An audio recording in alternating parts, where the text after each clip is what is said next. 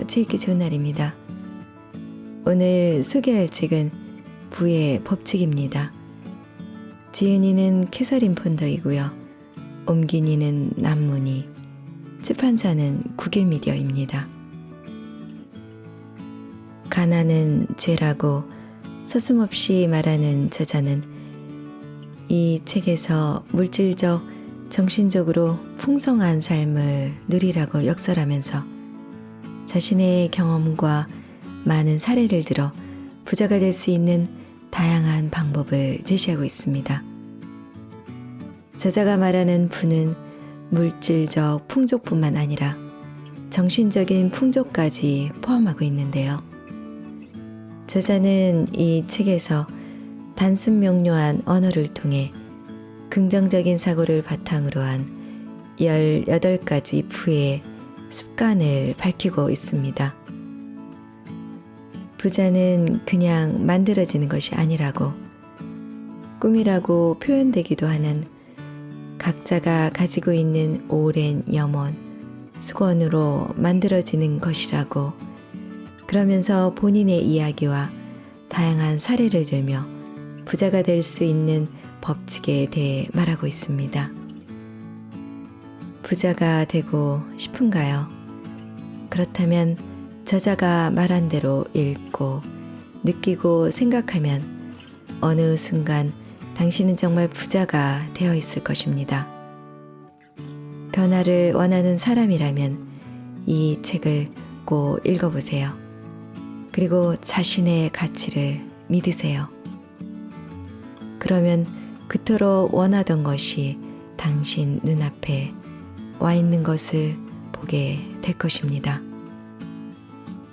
자, 그럼 지금부터 책 속으로 들어가 보겠습니다.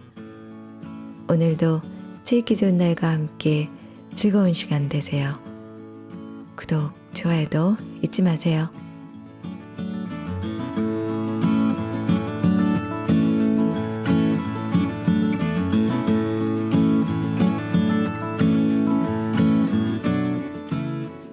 일부 당신을 부자로 만들어주는 부의 법칙. 일부 들어가는 말. 부의 법칙은 오랜 경기 침체와 궁핍 속에서 탄생한 책이다. 세상의 불안과 가난을 달가워할 사람은 아무도 없을 것이고, 물론 그래서도 안 되겠지만 그 가혹한 시련을 극복하고 나는 부의 기본 법칙이 고스란히 담긴 이 책을 드디어 완성해낼 수 있었다. 15년간 나는 이런 종류의 책을 찾아보려고 무진 애를 썼다. 그동안 성공에 관한 다양한 아이디어를 담은 책들을 숱하게 만날 수 있었지만 성공을 보장하는 간단하면서도 분명한 원리가 담긴 책은 찾을 수가 없었다.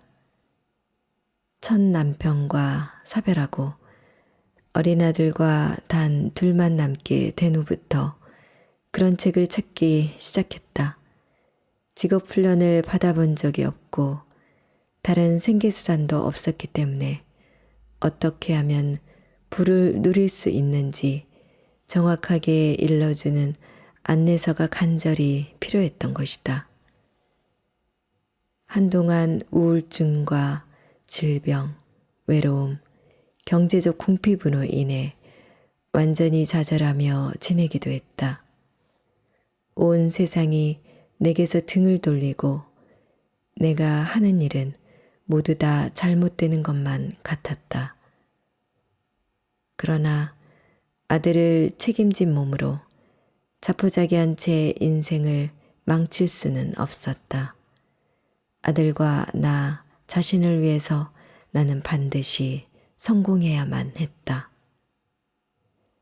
감정적으로나 신체적, 금전적으로 최악의 상황에 빠져있던 무렵 마침내 성공과 실패를 판가름하는 결정적인 수단, 즉 생각의 위력을 배우게 되었다.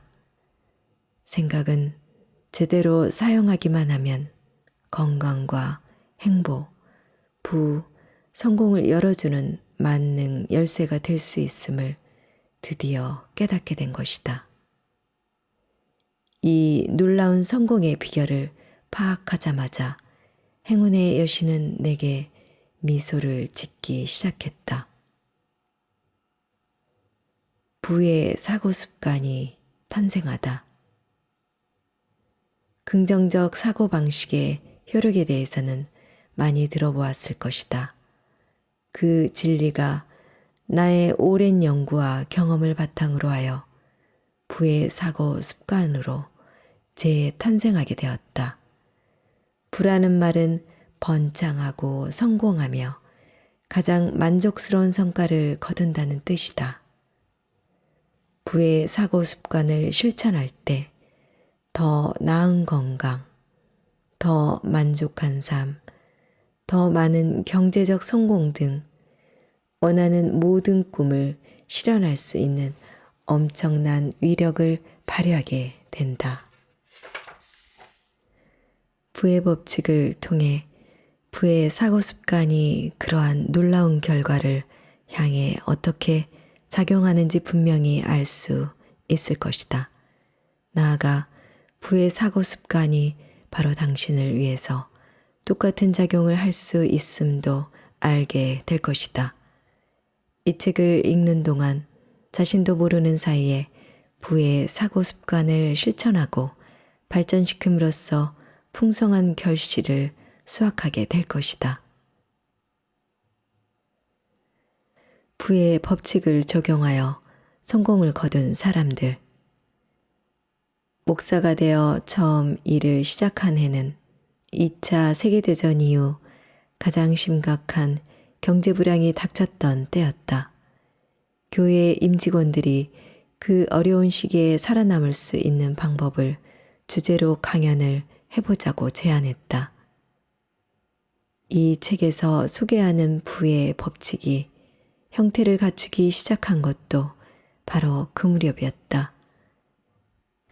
마침내 부에 관해 강연을 시작하자 그 기본 원리들은 갖가지 유형의 사람들에게 분명한 효과를 보이기 시작했다. 그 성과를 일일이 기록하자면 그야말로 숨이 가쁠 정도이다. 강연을 시작한 첫 주에 비서로 일하던 두 사람의 봉급이 인상되었고 그중 한 사람은 승진과 새로운 직함까지 얻었다. 어떤 증권 중개인은 동료들이 불황 속에서 전전긍긍하고 있을 때 희망하던 목표 이상의 실적을 올렸다. 의도적으로 부의 사고 습관을 적용한 지 한 달 만에 그는 평소보다 4배나 많은 수입을 올렸다고 한다. 고개 몇 사람이 실직하는 바람에 고전을 면치 못하고 있던 변호사는 부의 사고 습관을 매일 실천함으로써 불황기에 오히려 성황을 누리게 되었다. 대형 백화점에서 판매원으로 일하던 어떤 여성은 동료들이 불경기를 탓하고 있을 때 의도적으로 부에 대해서만 생각하는 습관을 들였다. 결국 그녀는 100여 명의 판매원들 중에 유일하게 기준 실적을 초과하여 상당에게 보너스를 받는 사람이 되었다. 반면 다른 판매원들은 불평만 늘어놓으며 기회를 날려버리고 있었다. 어느 전화회사 직원은 입사할 때 약속받은 것보다 몇 달 더 빨리 봉급이 인상되었다. 150만 달러 정도의 공사를 수주하던 어느 건설회사 사장은 1억 5천만 달러짜리 건설 공사를 맡게 되었다. 여기에 밝힌 보기들은 부의 사고 습관을 적용해서 거둔 아주 작은 사례에 불과하다. 성공 사례는 지금도 세계 전역에서 계속되고 있으며 이 책을 통해서도 자세히 안내될 것이다. 의욕과 건강을 되찾는다. 부의 사고 습관을 적용해 경제적인 성과만을 거두는 것이 아니다. 그 이상의 성과도 있다. 매주 부의 사고 습관에 관한 강좌를 열면서 나는 참가한 사람들의 얼굴이 달라지고 있음을 느낄 수 있었다. 표정이 환하게 밝아지고 이전에는 볼 수 없었던 안정감과 자신감도 드러나 있었다. 우울하고 시리에 빠진 패자의 표정이 성공과 만족의 표정으로 바뀌어 갔던 것이다. 참으로 놀라운 변화였다. 그리고 많은 사람들이 정신적으로나 신체적으로 건강을 되찾았다. 어떤 사업가는 심장이 매우 나빠서 평생 조심하며 살아야 했는데 부의 사고 습관을 적용하자 몸과 마음이 점점 더 안정을 찾고 긴장이 사라졌다고 고백했다. 담당 의사도 그의 심장 질환이 치유되었다고 진단했다. 몇 년 뒤 다시 만났을 때는 더욱 활기차고 만족스럽게 생활하고 있음을 알 수 있었다. 부의 사고 습관을 실천하면 정신적으로 예민한 사람들도 안정감과 마음의 평화를 얻을 수 있다. 어떤 가정주부는 몸에 극심한 통증을 느끼고 의사들을 찾아다녔지만 별 이상이 없다는 진단만 받아야 했다. 그런 그녀도 의도적으로 부의 사고 습관을 실천하면서 남편을 포함한 주변 사람들을 애정을 담아서 바라볼 수 있게 되었다. 그러자 몇 년 동안 잊고 있었던 아내의 애정을 확인한 남편이 만족감과 자신감을 되찾았다. 그러한 마음은 남편의 일터에서 실적 향상으로 반영되었다. 일이 잘 되니까 가정생활에도 더욱 만족을 느낄 수 있었다.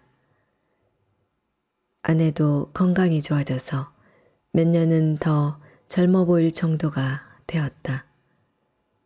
삶에 행복과 만족이 찾아들자 그토록 그녀를 괴롭히던 고통도 말끔하게 사라졌다.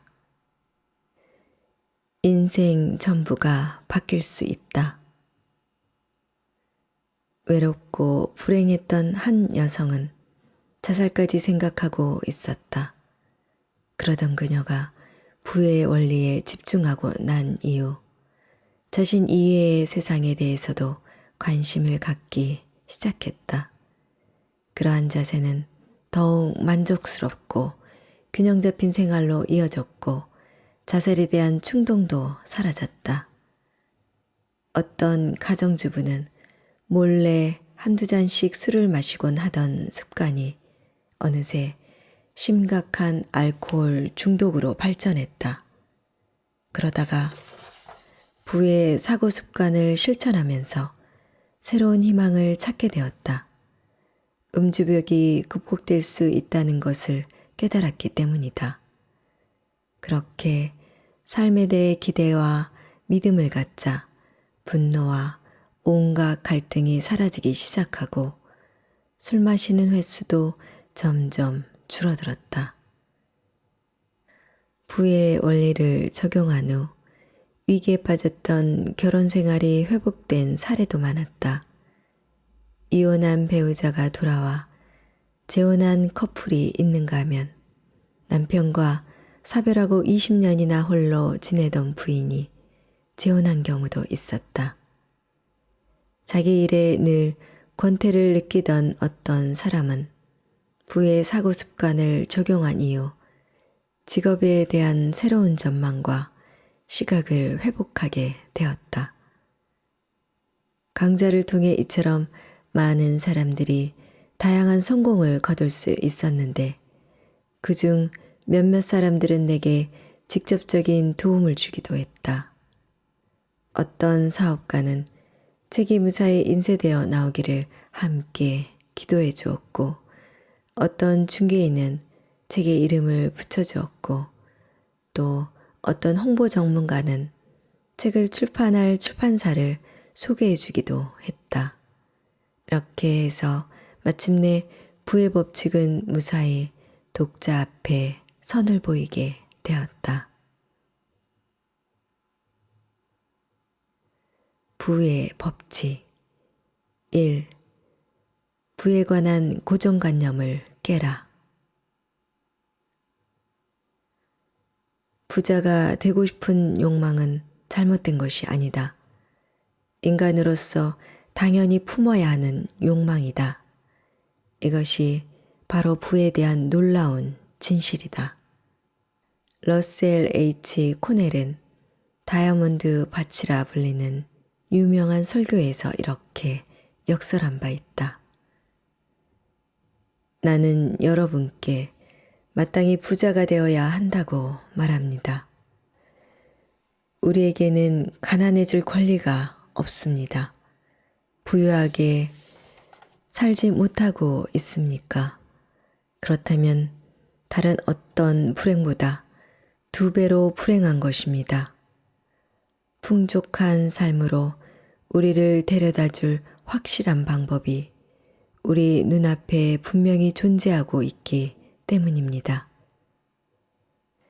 여기서 부자라는 표현은 물질적인 풍족은 물론 정신적으로 충만한 만족을 누리는 삶을 뜻한다.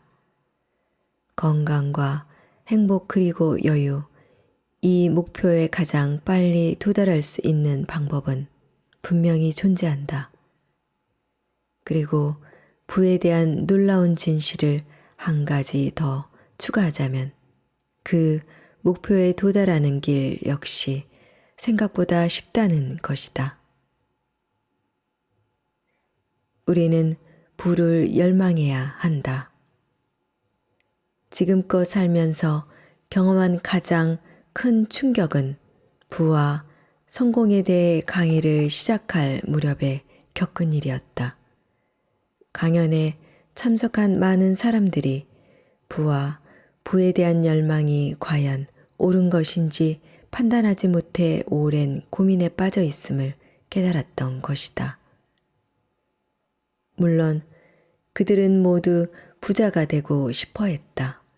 사실 그것은 세상 사람들 대부분이 꿈꾸는 것이기도 하다. 그러나 과연 그래도 되는지, 특히 종교적인 입장에서 대부분의 사업가들은 부자가 되고 싶다는 감정에 죄의식을 느끼고 있었다. 부자가 되기 위해 매일 열심히 뛰고 있으면서도 부가 미덕인지 악덕인지 판가름하지 못하고 있었던 것이다. 그러한 고민이 깊어지면 실생활에까지 악영향을 미쳐 성공에 대한 열이마저 수그러들게 만든다. 그날이 그날처럼 되는 대로 살아가도록 속박해버리는 것이다. 사실 성공한 사람들 중에서도 많은 수가 과연 종교적인 면에서도 부가 축복이라 할 수 있는지 상당한 갈등을 느끼고 있다. 그러니 부는 고 축복이라는 확신만 얻게 된다면 얼마나 속이 시원해지겠는가. 가난은 죄다. 다시 한번 말하지만 부에 대한 놀라운 진실은 부자가 되고 싶은 욕망은 잘못된 것이 아니라 참으로 마땅한 생각이라는 것이다. 당신이 현재 가난하게 살고 있다면 분명히 만족감을 느끼기 어려울 것이다. 그러므로 가난해질 필요가 없다. 가난은 신이 인간을 위해 무한하게 베풀어 놓은 자원 앞에서 스스로 등을 돌림으로써 저주를 받는 일종의 지옥이다. 또한 가난은 불편하고 자존심 상하는 경험이기도 하다. 가난은 도둑과 살인자들이 득실되는 감옥이다. 가난은 세상의 남녀들을 음주와 매춘, 마약 중독, 자살에 이르도록 몰아낸다. 총명한 두뇌와 무한한 재능이 잠재된 아이들을 비행과 범죄로 몰아넣는다. 지극히 평범한 사람마저 결코 꿈도 꾸지 않았을 행위를 저지르게 만드는 게 바로 가난이다. 공산주의가 바로한 시점은 대부분 가난이 극심한 지경에 이르렀을 때이다. 가난이 몰고 오는 제약은 이 밖에도 얼마든지 많다. 그래서 목사인 나는 많은 사람들이 자기 인생에서 가난을 뿌리 뽑을 수 있게 도와야겠다는 결심을 더욱 굳건히 할 수밖에 없는 것이다. 알고 지내는 한 의사는 인류가 겪는 모든 질병 중 열의 9은 공군과 궁핍, 가난이 그 원인이라고 말하고 있다. 그러니 가난이 미덕이라는 생각은 이제 그만두기로 하자. 물질 만능주의와 가난은 세상에 만연된 악덕의 공범이다. 금전적인 궁핍 속에서 생활하고 있다면 문자 그대로 악덕 속에서 생활하고 있는 것이다. 이것 또한 부에 대한 놀라운 진실이라 할 수 있다. 언제까지고 금전적인 악덕 속에 빠져 생활할 필요는 없다. 빠져나갈 방법은 분명히 있다. 생각이 성공을 만든다. 생각은 현재의 우리를 만들었으며 앞으로도 우리도 만들 수 있다. 이것이 부에 대한 또 하나의 놀라운 진실이다. 즉, 성공의 동반자로서 반드시 부자가 될 수 있다는 생각을 의도적으로 하기 시작하면 그 어떤 사람도 그 어떤 환경도 신이 준비해 놓은 부와 성공을 빼앗아가지 못한다. 부자가 되고 싶은 욕망은 잘못된 게 아니라 마땅하고도 옳은 생각이며 신은 나를 위해 풍성한 우주를 마련해 놓았고 내가 그것을 누리기를 원한다는 믿음, 그것이 바로 부를 이루기 위해 꼭 필요한 마음가짐이다. 그러므로 생각이 성공을 만든다는 사실은 우리가 반드시 기억해야 할 진리이다.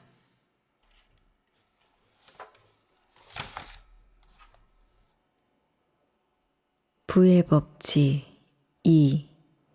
부의 원리를 적용하라. 나는 힘겨운 과정을 거치고 나서야 부의 원리가 무엇인지 깨달을 수 있었다. 그 결과 이렇게 독자들 앞에서 당당히 그 법칙에 대해 이야기할 수 있게 되었다. 수십 년 전 인생이란 내게 절망 그 자체로 보였다. 젖먹이 아들이 딸린 과부였던 나는 직업교육을 받은 적도 없던 터라 생계대책이 막막한 상태였다. 친정 쪽도 재정적인 지원을 해줄 형편은 아니었다. 누구든지 그 당시에 나를 보았다면 틀림없이 이렇게 말했을 것이다. 부의 마음가짐이 모고 가네. 저 여자는 틀렸어. 전혀 가망이 없어 보이는 걸.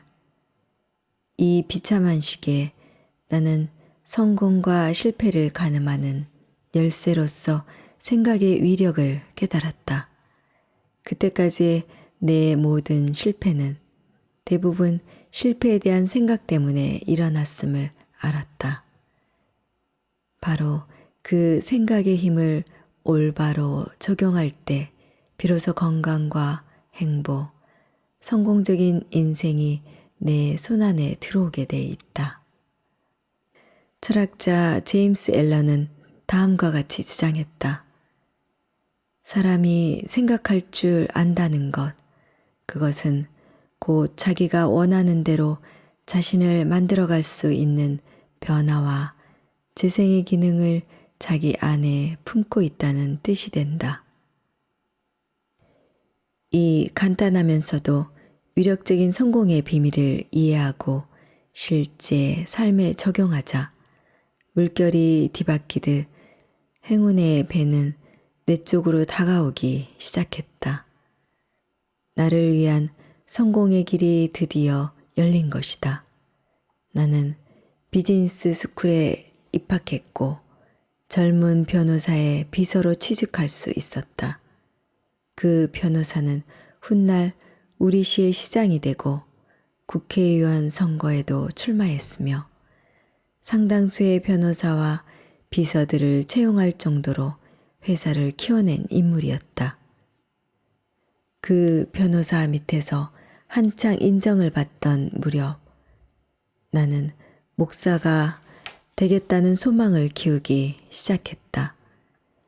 내 인생을 건강과 행복, 부로 가득 차게 이끌어준 정신적인 열쇠를 다른 사람에게도 나눠주고 싶었기 때문이다.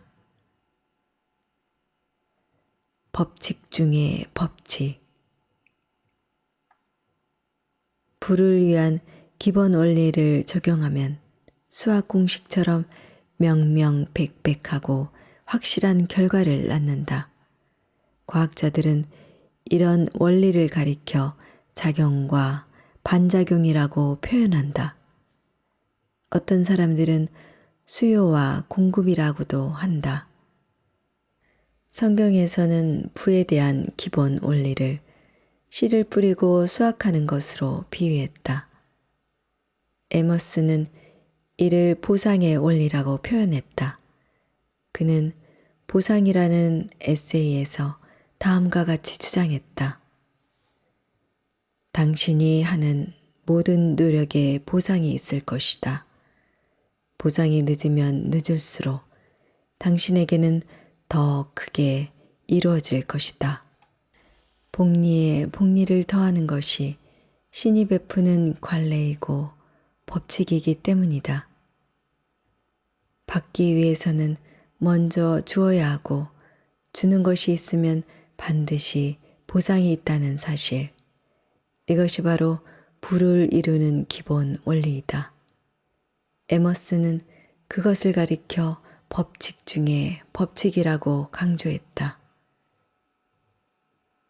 거저 얻을 수는 없다.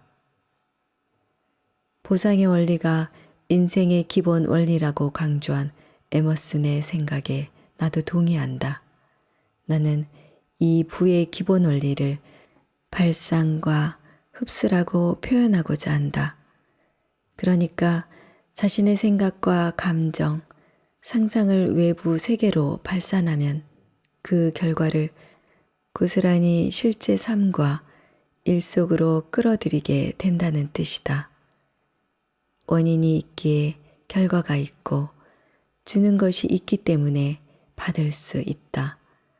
즉, 아무 노력도 하지 않고 거저 얻을 수는 없는 것이다.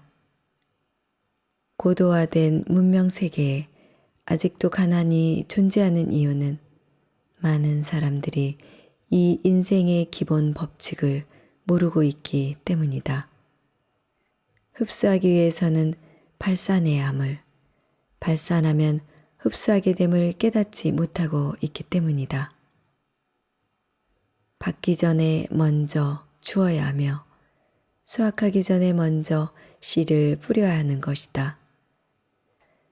내어주지도 않고 씨를 뿌리지도 않으면 결코 부를 향한 통로에 들어설 수 없다. 최근에 빈민구역 사람들과 접촉하면서 나는 다시 한번 이 법칙의 효력을 절감할 수 있었다. 그곳의 사람들은 대부분 동정받을 생각에만 골몰해 있었다. 먼저 내어주고 씨를 뿌리는 일, 즉 부의 기본 법칙에는 아무런 관심도 없었다. 오로지 거저 얻으려고만 하기 때문에 계속 가난하게 살 수밖에 없는 것이다. 아마도 이 대목에서 이런 생각이 들지도 모르겠다. 가난에 쪼들리는 사람이 남한테 줄 게 어디 있어. 그러나 보이는 것이든 보이지 않는 것이든 줄 것은 언제든지 있다. 남에게 줄 수 있는 것은 꼭 돈과 물질만이 아니다. 사소한 칭찬 한마디, 친절한 행동 하나에도 발상과 흡수의 법칙은 적용된다. 그래서 나는 이 귀중한 인생의 비밀을 전 세계인에게 알려주고 싶다. 세상에 거저 얻을 수 있는 건 아무것도 없다.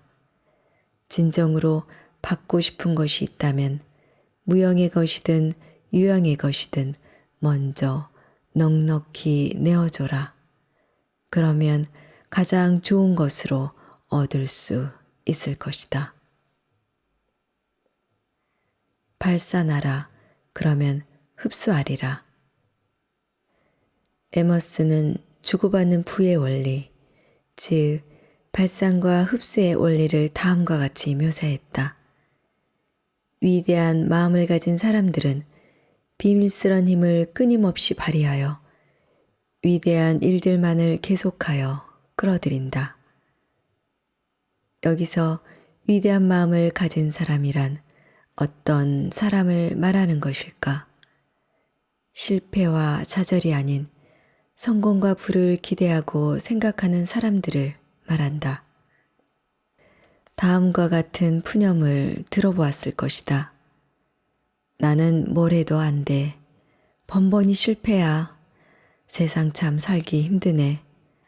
다른 사람들은 술술 잘만 풀리더구먼. 보통 이렇게 불평을 하기 시작하면 일터에서도 가정에서도 불쾌한 일들이 꼬리에 꼬리를 물고 일어나게 마련이다. 생각이 현실을 만드는 것이다. 이처럼 우리들은 의식하든 그렇지 않든 간에 모두 끊임없이 발상과 흡수의 원리를 사용하고 있다. 진정으로 인생에서 더 많은 부와 성공을 누리고 싶다면 의도적으로 그리고 대담하게 성공과 부를 향해 생각을 고정시켜야 한다. 좌절과 실패에 몰두하지 말고 진정으로 원하는 목표를 향해 생각을 발산하면 그에 걸맞는 현실을 흡수하게 돼 있는 것이다. 홍보회사를 운영하고 있는 내 친구는 최근에 발상과 흡수의 법칙을 적용하여 성공적인 결과를 낳았다. 그는 어느 기업을 상대로 거래를 성사시키려고 오랫동안 애를 썼지만 갖은 수단을 다 동원해도 문은 열리지 않았다. 결국 그는 거래에 대한 강렬한 열망을 발산해야겠다고 결심했다. 반드시 거래를 맺게 될 거라고 확신하기로 한 것이다. 그는 이미 거래 승인을 따냈다고 믿고 그 후에 상대 기업의 최대 관심사에 어떻게 부응해야 할 것인지 치밀하게 준비하기 시작했다.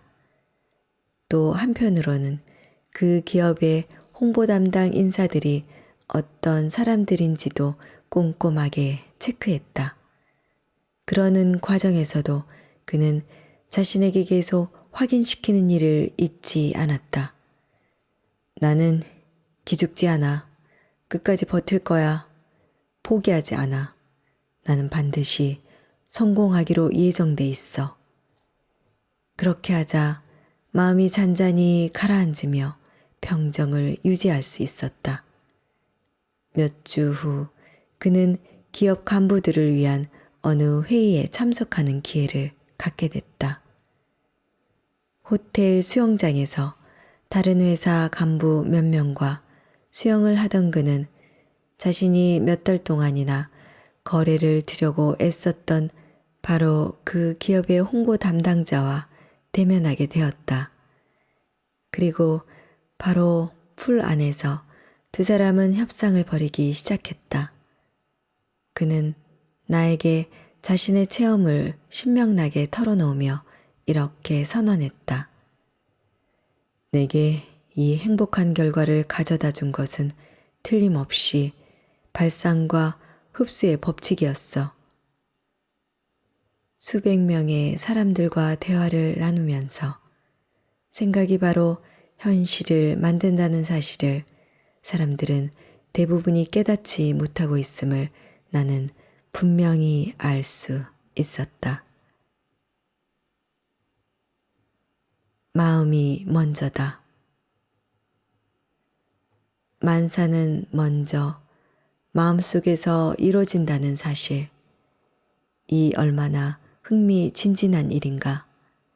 마음이란 이미 존재하는 세계와 아직 존재하지 않는 세상 사이를 연결하는 고리이다.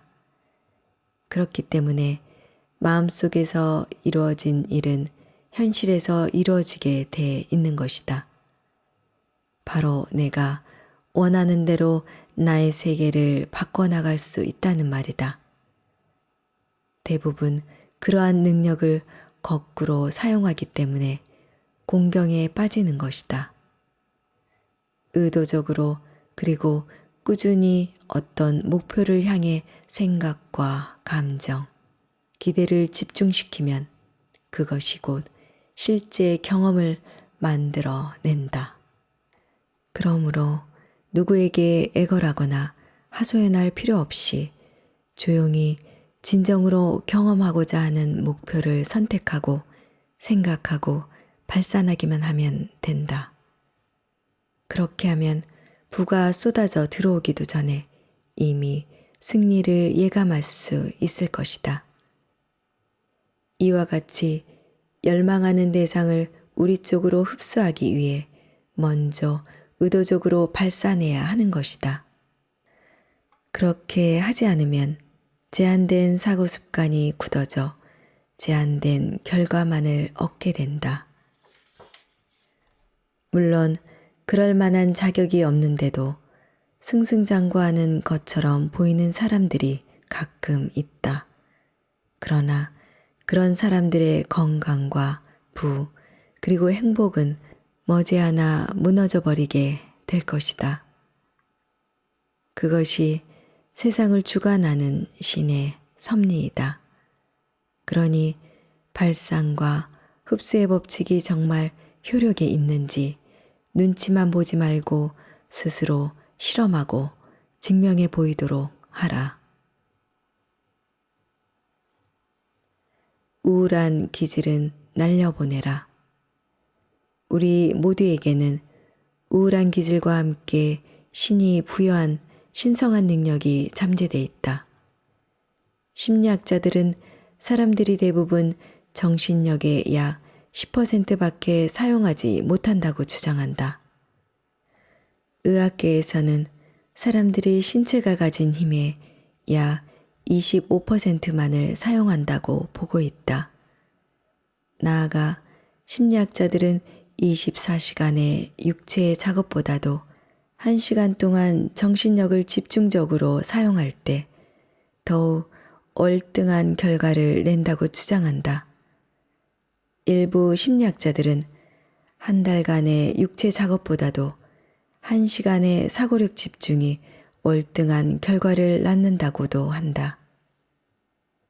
우리 안에는 사용 가능한 엄청난 힘이 내재되어 있는 것이다. 그러므로 풍요로운 인생을 살기 위해서는 먼저 우리 안에 숨어 있는 어두운 기질을 날려 보내야 한다. 그렇게 할 때 우리의 생각과 감정은 불을 향해 발산될 것이다. 자, 발산과 흡수 이론의 효력을 지레 의심하지 말고 일단 부의 비결로서 과감하게 사용해보라. 이 책에는 다양한 부의 법칙들이 소개되지만 모두 이 발산과 흡수의 원리를 기본으로 하고 있다. 즐겁게 기대하는 마음으로 부의 법칙들을 적용해 나갈 때 반드시 풍성한 결과를 거두게 될 것이다. 다음에 선언문을 명심하고 다음 장에 소개하는 부의 원리를 공부하기 바란다. 나는 초강력 자석이다. 내가 끊임없이 발산하는 생각, 감정, 상상에 따라 열망하는 모든 것을 나 자신에게 끌어당길 수 있다. 나는 내 우주의 중심이다. 원하는 모든 것을 창조할 수 있는 힘을 가지고 있다. 발산하면 흡수하게 돼 있다. 즉, 마음속으로 선택하고 이루겠다고 마음먹은 모든 것을 내게로 끌어들일 수 있다. 그래서 나는 가장 값 있는 것, 그러니까 건강과 성공, 행복을 선택했다. 그러므로 이제 모든 인류와 나 자신을 위해 풍성한 수확을 거두게 될 것이다.